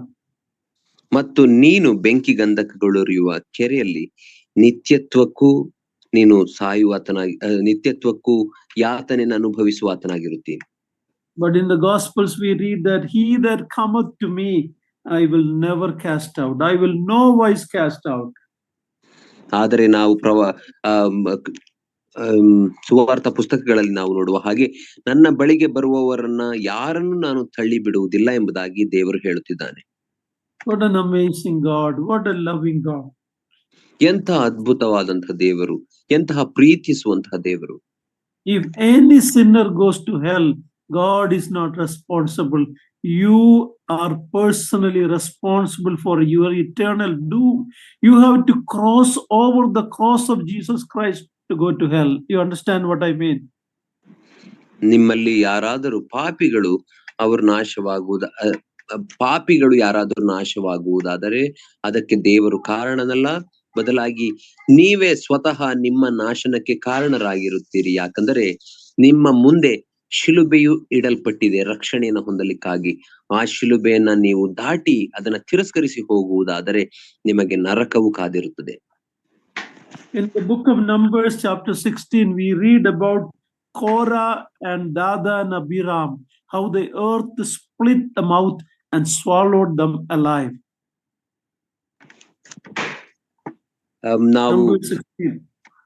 ನಾವು ಅರಣ್ಯಕಾಂಡ 3ನೇ ಅಧ್ಯಾಯದಲ್ಲಿ ನಾವು ನೋಡುವಾಗ ನಾವು ಅರಣ್ಯಕಾಂಡ 16ನೇ ಅಧ್ಯಾಯದಲ್ಲಿ ನಾವು ನೋಡುವಾಗ ಕೋರಾ ಮತ್ತು ನಾದಾಬ್ ಅಬಿಹು ಅವರನ್ನ ಹಿಂಬಾಲಿಸಿದಂತಹವರನ್ನ ಕುರಿತಾಗಿ ನಾವು ನೋಡುತ್ತೇವೆ. ಅವರು ಭೂಮಿಯು ಬಾಯಿ ತೆರೆದು ಅವರನ್ನ ಸಜೀವವಾಗಿ ನುಂಗಿ ಬಿಟ್ಟಿತ್ತು ಎಂಬುದಾಗಿ ಅಲ್ಲಿ ನಾವು ನೋಡುತ್ತೇವೆ. We read about the cry of the people around who saw that event. What a cry that was when people were swallowed alive when the earth opened. What will be the scene when the people are thrown into the lake of fire? Can you imagine it? ಆ ಸಂದರ್ಭದಲ್ಲಿ ಕೋರಹ, Nadab, ಅಬಿಹು ಅವರನ್ನ ಹಿಂಬಾಲಿಸಿದಂತವರು ಸಜೀವವಾಗಿ ಭೂಮಿಯು ಅವರನ್ನ ನುಂಗಿ ಬಿಡುವಾಗ ಸುತ್ತಲೂ ನಿಂತಿದ್ದಂತಹ ಇಸ್ರಾಯೇಲರು ಭಯದಿಂದ ಕೂಗಾಡಿ ಅವರು ಓಡಿ ಹೋಗುವುದನ್ನು ನಾವು ನೋಡುತ್ತೇವೆ. ಇದೇ ಅಷ್ಟು ಭಯಂಕರವಾಗಿರುವುದಾದರೆ ಜನರು ಜೀವಸಹಿತವಾಗಿ ಅವರು ಬೆಂಕಿ ಗಂಧಕಗಳುರಿಯುವ ಕೆರೆಗೆ ಹಾಕಲ್ಪಡುವಾಗ ಅದು ಎಂತಹ ಗೋಳಾಟ, ಎಂತಹ ಚೀರಾಟವಾಗಿರುತ್ತದೆ ಎಂಬುದಾಗಿ ಊಹಿಸಲಿಕ್ಕೆ ಸಾಧ್ಯವಾ? Chapter 19 ends with the rest of were slain by the sword that comes from the mouth of him who was sitting on the horse, and all the birds were gored with their flesh. What a terrible judgment it will be for this world that rejected a loving Savior. 19ನೇ ಅಧ್ಯಾಯವು ಕೊನೆಗೊಳ್ಳುವುದು 21ನೇ ವಚನದಿಂದ. ಮಿಕ್ಕಾದವರು ಆ ಕುದುರೆಯ ಮೇಲೆ ಕೂತಿದ್ದವನ ಬಾಯಿಯಿಂದ ಬಂದ ಕತ್ತಿಯಿಂದ ಹತರಾದರು ಮತ್ತು ಹಕ್ಕಿಗಳೆಲ್ಲ ಅವರ ಮಾಂಸವನ್ನು ಹೊಟ್ಟೆ ತುಂಬಾ ತಿಂದವು ಎಂಬುದಾಗಿ ನಾವು ನೋಡುತ್ತೇವೆ. ಆ ಕ್ರಿಸ್ತನನ್ನ ತಿರಸ್ಕರಿಸುವವರ ಅಂತ್ಯವು ಎಂತಹ ಭಯಂಕರವಾಗಿರುತ್ತದೆ ನೋಡಿರಿ. Jesus Christ is coming back to this world as the judge of the earth at his second coming. ಯೇಸು ಕ್ರಿಸ್ತನು ಎರಡನೆಯ ಸಾರಿ ಈ ಲೋಕಕ್ಕೆ ಬರುವಾಗ ನ್ಯಾಯಾಧಿಪತಿಯಾಗಿ ಬರುವಾತನಾಗಿದ್ದಾನೆ. When he comes, I believe on his palms, on his hand, there will be the mark of the cross, a mark of the nails.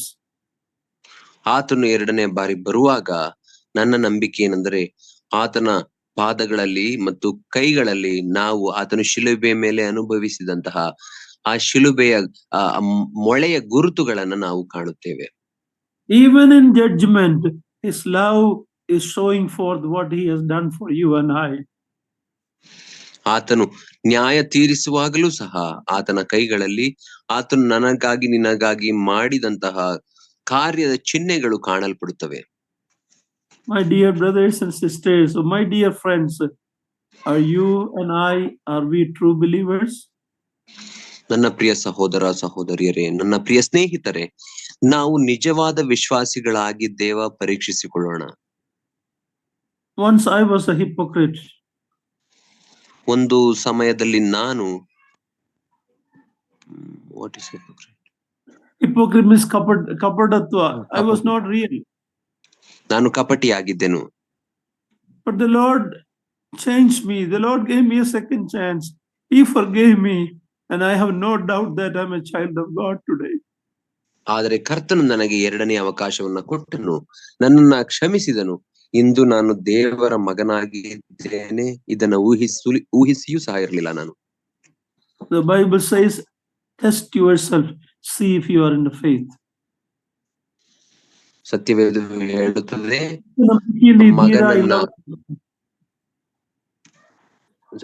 ಹೇಳುತ್ತದೆ ನಾವು ನಂಬಿಕೆಯಲ್ಲಿ ಇದ್ದೇವಾ ಇಲ್ಲವ ಎಂಬುದನ್ನು ನಾವು ಪರೀಕ್ಷಿಸಿಕೊಳ್ಳೋಣ. Very important to make sure that you are not a hypocrite. Make sure that you are a genuine believer. If not, tonight go to God and say, Lord, I'm sorry. I was never saved. Please forgive me. I believe you. Come into my heart. You know, he will do that.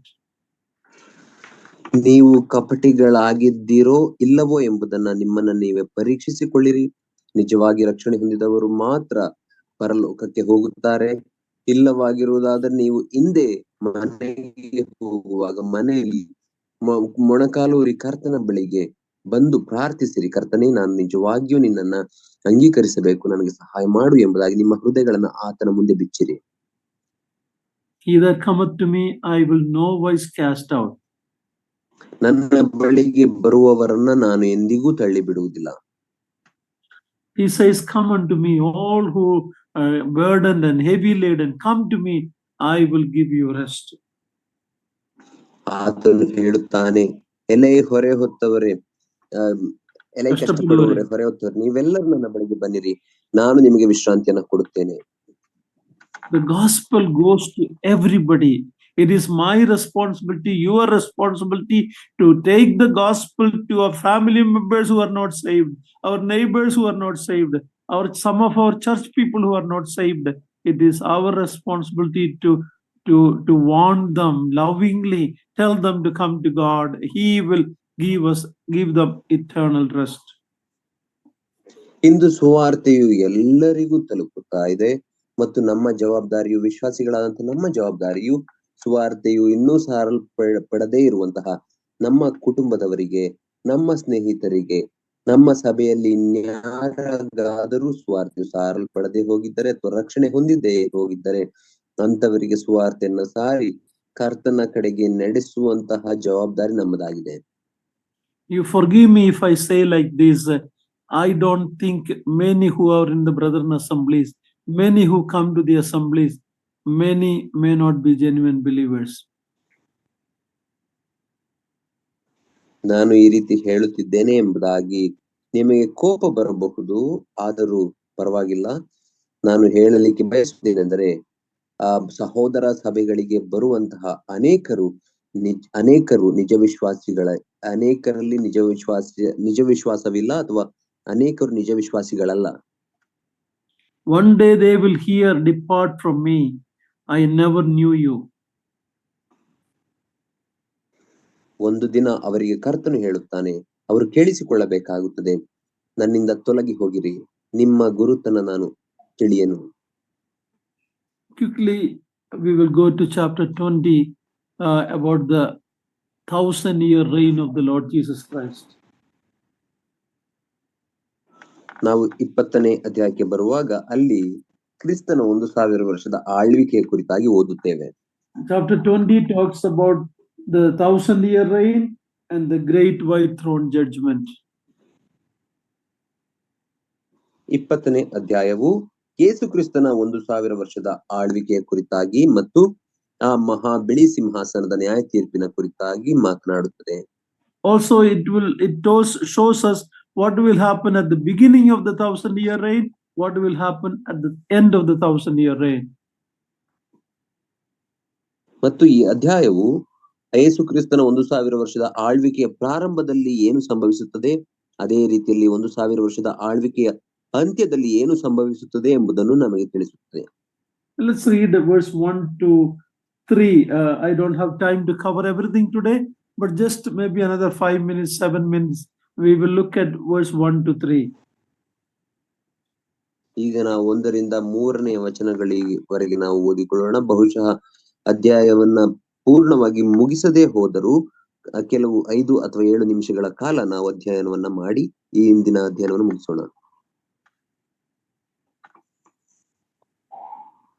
ಆಗ ಒಬ್ಬ ದೇವದೂತನು ಅಧೋಲೋಕದ ಬೇಗದ ಕೈಯನ್ನು ದೊಡ್ಡ ಸರಪಣಿಯನ್ನು ಕೈಯಲ್ಲಿ ಹಿಡಿದುಕೊಂಡು ಪರಲೋಕದಿಂದ ಇಳಿದು ಬರುವುದನ್ನು ಕಂಡೆನು. ಅವನು ಪಿಶಾಚನೂ ಸೈತಾನನೂ ಆಗಿರುವ ಪುರಾತನ ಸರ್ಪನೆಂಬ ಘಟಸರ್ಪನನ್ನು ಹಿಡಿದು 1000 ವರ್ಷ ಬಂಧನದಲ್ಲಿಟ್ಟನು.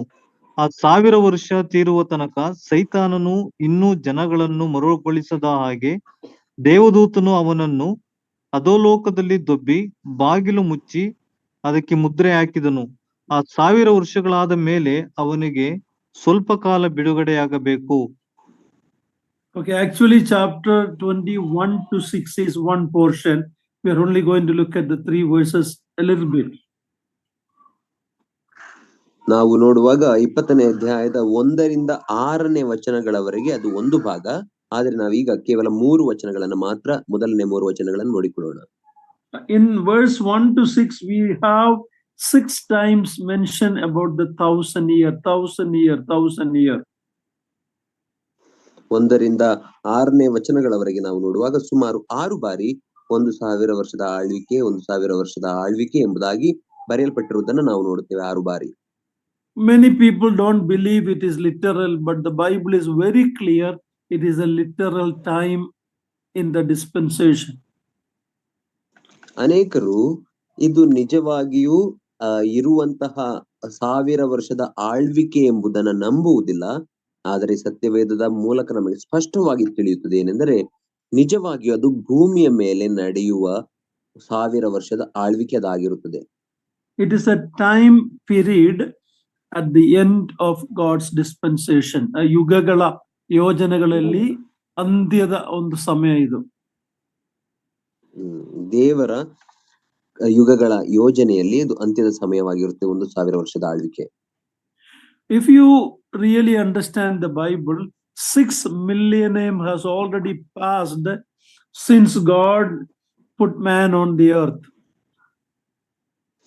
ನೀವು ಸತ್ಯವೇದವನ್ನ ಸರಿಯಾಗಿ ಅರ್ಥ ಮಾಡಿಕೊಳ್ಳುವುದಾದರೆ ಸುಮಾರು 6000 ವರ್ಷಗಳು ದೇವರು ಮನುಷ್ಯನನ್ನ ಭೂಮಿಯ ಮೇಲೆ ಇಟ್ಟಾಗಿನಿಂದ ಕಳೆದು ಹೋಗಿದೆ. 4000 some in the Old Testament and 2000 in the New Testament. ಹಳೆಯ ಒಡಂಬಡಿಕೆಯಲ್ಲಿ 4000 ವರ್ಷಗಳು ಕಳೆದಿವೆ, ಹೊಸ ಒಡಂಬಡಿಕೆಯಲ್ಲಿ ಸುಮಾರು 2000 ವರ್ಷಗಳು. But there is one more millennium. Millennium means 1000 year. There's one more millennium yet to come. ಆದರೆ ಇನ್ನೂ 1000 ವರ್ಷಗಳು ಮುಂದೆ ಬರಬೇಕಾದಂತಹ 1000 ವರ್ಷದ ಕಾಲ ಬಾಕಿ ಇದೆ. You know, if you say this thing, the scientific world will not accept it. They will laugh at it. They will say this world is there for millions and billions and billions of years. Man evolved from ape and all that. That is what the scholars of the world who are godless believe and teach. ನೀವು ಈ ಮಾತನ್ನ ಹೇಳುವುದಾದ್ರೆ ಈ ಲೋಕದ ಜ್ಞಾನಿಗಳೆಂಬುದಾಗಿ ಕರೆಸಿಕೊಳ್ಳುವವರು ವಿಜ್ಞಾನಿಗಳು ನಗುತ್ತಾರೆ. ಯಾಕಂದ್ರೆ ಈ ಭೂಮಿ ಸುಮಾರು ಮಿಲಿಯನ್ ಗಟ್ಟಲೆ 1000 ವರ್ಷಗಳಿಂದ ಅಸ್ತಿತ್ವದಲ್ಲಿದೆ ಎಂಬುದಾಗಿ ಅವರು ನಂಬುವ ಕಾರಣ ಮತ್ತು ವಿಕಸನವಾದದ ನಂಬಿಕೆಯನ್ನು ಅನೇಕರು ಇಟ್ಟುಕೊಂಡಿರುವ ಕಾರಣ ನಮ್ಮನ್ನ ಗೇಲಿ ಮಾಡುತ್ತಾರೆ. Real science is not against the Bible, but the so-called science of man is anti-God, and they will tell our children in the school after billions and billions of years everything evolved and from ape came man, manganinda manava. ನಿಜವಾದಂತಹ ವಿಜ್ಞಾನವು ಅದು ದೇವರ ವಾಕ್ಯಕ್ಕೆ ವಿರುದ್ಧವಾಗಿಲ್ಲ. ಆದರೆ ಈ ಲೋಕ ಸೃಷ್ಟಿ ಮಾಡಿರುವಂತಹ ವಿಜ್ಞಾನವು ನಮ್ಮ ಶಾಲೆಗೆ ಹೋಗುವಂತಹ ಮಕ್ಕಳಿಗೆ ಏನನ್ನ ಕಲಿಸುತ್ತದೆ ಎಂದರೆ ಸುಮಾರು ಸಾವಿರಾರು ಮಿಲಿಯನ್ ಕೋಟ್ಯಾಂತರ ವರ್ಷಗಳಿಂದ ಭೂಮಿಯು ವಿಕಸನವಾಗುತ್ತಾ ಇದೆ, ಮಂಗನಿಂದ ಮಾನವನು ಉಂಟಾಗಿದ್ದಾನೆ ಎಂಬುದಾಗಿ ಅವರಿಗೆ ಬೋಧಿಸುತ್ತಾರೆ. Even though our children have to learn that in the school, parents, believers have a responsibility to tell them that you don't believe that, it is a lie. ನಮ್ಮ ಮಕ್ಕಳಿಗೆ ಶಾಲೆಯಲ್ಲಿ ಇಂತಹ ಬೋಧನೆಗಳನ್ನ ಕಲಿಸಲ್ಪಡುತ್ತಾ ಇದ್ದರೂ ಸಹ ತಂದೆ ತಾಯಿಗಳಂತ ನಮ್ಮ ಜವಾಬ್ದಾರಿ ಏನಾಗಿದೆ ಅಂದರೆ ನಮ್ಮ ಮಕ್ಕಳಿಗೆ ಅದನ್ನು ನಂಬಬೇಡಿರಿ ಎಂಬುದಾಗಿ ಬೋಧಿಸುವುದೇ ನಮ್ಮ ಕರ್ತವ್ಯ. We know about a God who created us, a God who created the heavens and the earth. ನಮಗೆ ನಮ್ಮನ್ನ ಸೃಷ್ಟಿ ಮಾಡಿದಂತಹ ಭೂಮಿ ಆಕಾಶಗಳನ್ನ ಸೃಷ್ಟಿ ಮಾಡಿದಂತಹ ದೇವರ ಅರಿವಿದೆ, ಆತನ ಪರಿಚಯವಿದೆ. 6 millennium has passed and the 7th millennium is going to come. 6,000 ವರ್ಷಗಳು ಈಗಾಗಲೇ ಕಳೆದು ಹೋಗಿದೆ ಮತ್ತು 7,000ನೇ ವರ್ಷ ಅದು ಬಾಕಿ ಇದೆ. ಇನ್ನು 1,000 ವರ್ಷ ಬಾಕಿ ಇದೆ. 6 is the number of man, 7 is the number of God, a perfection. 6 ಅದು ಮನುಷ್ಯನಿಗೆ ಮಾನವನಿಗೆ ಕೊಡಲ್ಪಟ್ಟಂತಹ ಸಂಖ್ಯೆ ಆಗಿದೆ. 7 ಎಂಬುದಾಗಿ ಹೇಳುವಾಗ ಅದು ಪರಿಪೂರ್ಣತೆಯ ಸಂಖ್ಯೆ, ದೇವರ ಸಂಖ್ಯೆ. When our Lord come back, he will be ruling in righteousness as the just and righteous king. ನಮ್ಮ ಕರ್ತನು 2ನೇ ಸಾರಿ ಹಿಂತಿರುಗಿ ಬರುವಾಗ ನೀತಿಯುಳ್ಳಂತಹ ನ್ಯಾಯಾಧಿಪತಿಯಾಗಿ ಸತ್ಯವಂತನಾಗಿ ಆತನು ಅಧಿಕಾರವನ್ನು ನಡೆಸುತ್ತಾನೆ. My time is gone.